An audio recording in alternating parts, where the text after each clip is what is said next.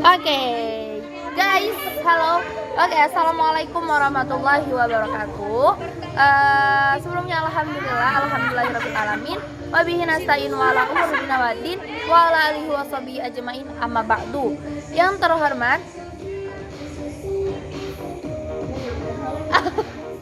Oke, yang terhormat Abi Hanif dan Umida selaku pengasuh pesantren Super Kemlar Rebah Hidayah, yang terhormat pula beserta jajaran pengurus, bernama Mbak Rifki selaku koordinator Peta Imajinasi dan Hidayah, dan yang saya sayangi, yang saya banggakan, yang saya cintai, kedua orang tua saya, Buya dan Umi, kemudian ada keluarga saya, ada kakak, adik, nenek, kakek dan semuanya.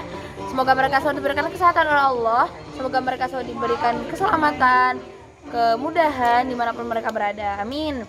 Oke, yang terhormat pula ada juga guru beserta staf, kemudian ada teman-teman yang saya banggakan yang telah menemani saya 3 tahun ini. Oke guys, jadi kita ada kelas akhir, mau semangat SBTN, semangat ujian UTBK ya, semangat kuliah nanti.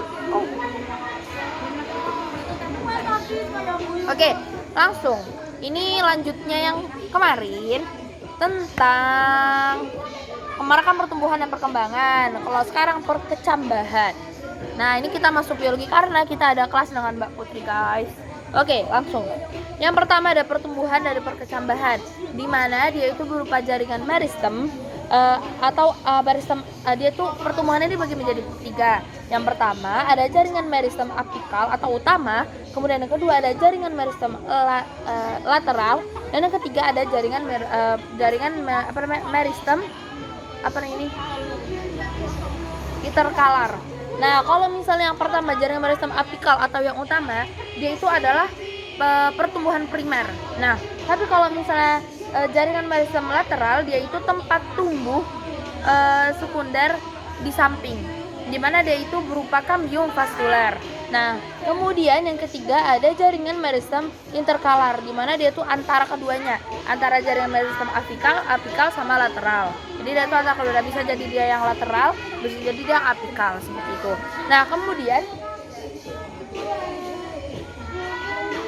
kemudian yang kedua ada struktur dari perkecambahan. Yang pertama ada jaringan epidermis, kemudian yang kedua ada parenkim, yang ketiga ada penyangkung, di mana penyangkung ini dibagi menjadi 2. Yang pertama itu ada penyakung kolenkim muda, dan yang kedua ada penyakung sklerenmia yang tua. Dimana kalau misalnya kolenkim yang muda ini dia itu terdiri dari ujung daun dan bunganya. Nah, tapi kalau misalnya sklerenmia atau itu ya, dia itu terdiri dari daun yang sudah tua dan ranting ranting yang sudah mati. Nah, kemudian yang keempat ada vaskular, di mana dia itu vaskular itu adalah membentuk. Nah, membentuk apa sih? Nah, membentuk ini dia itu membentuk tempat naiknya sari tahu ya, yang di dalam paling atas, di mana dan tempat menyebarnya fotosintesis dari akar ke atas, ke batang paling atas ya. Nah, kemudian yang terakhir ada gabur. Nggak tahu gabur ini apa.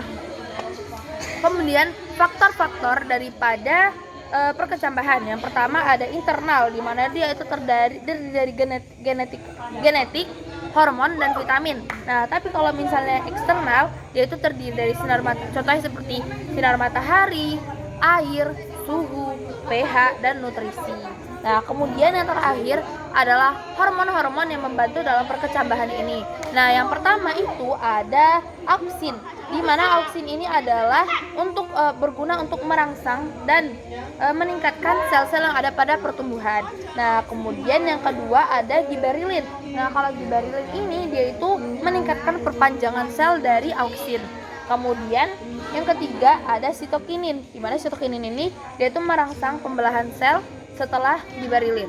Nah, kemudian ada florigen, di mana dia itu berperan dalam proses pertumbuhan tanaman.